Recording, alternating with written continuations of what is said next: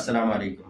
پاکستانیوں کے لیے انتہائی فخر کا مقام ہے، انتہائی خوشخبری ہے کہ سعودی عرب کے ساتھ جو پاکستان کا معاہدہ ہوا ہے، اس معاہدے میں بہت ساری چیزیں ہوئی ہیں، سیکیورٹی کے حوالے سے ہوئی ہیں، بزنس کے حوالے سے ہوئی ہیں۔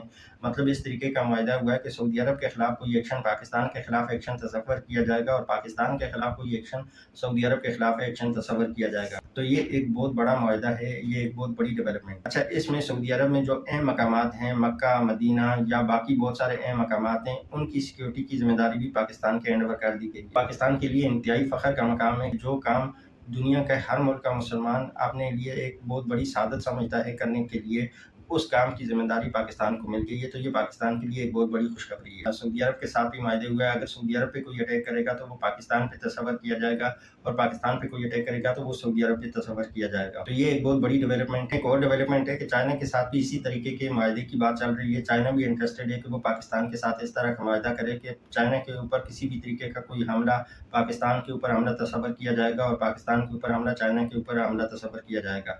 تو یہ پاکستان کے لیے بہت بڑی خوشخبری ہے۔ اچھا، ان معاہدوں سے ٹیکنالوجی میں بھی کافی ڈیولپمنٹ ہوگی۔ پاکستان اور چائنا مل کر جنگی سامان بنائیں گے، اور اسی طریقے سے سعودی عرب اور پاکستان بھی مل کر جنگی سامان بنائیں گے۔ تو اس لحاظ سے بھی پاکستانی دفاعی نظام کافی اسٹرانگ ہو جائے گا۔ باقی چائنا کے ساتھ جو معاہدہ ہے وہ ابھی پینڈنگ میں ہے، انشاءاللہ وہ جلد ہو جائے گا، لیکن جو سعودی عرب کے ساتھ معاہدہ ہو چکا ہے اس سے پوری دنیا میں ایک آگ لگی ہوئی ہے۔ خاص طور پہ پہلے نمبر پہ انڈیا ہے، پھر اسرائیل ہے، پھر امریکہ ہے۔ معاہدے یو ایس کے ساتھ ہے، یو ایس کی ایئر بیس بھی سعودی عرب میں موجود تھی، جیسے کہ قطر میں موجود۔ یو ایس اے نے قطر کو جو دھوکہ دیا تھا، اس کے بعد باقی ممالک کی بھی آنکھیں کھل گئی، اور وہ امریکہ پہ اب ٹرسٹ نہیں کرتے۔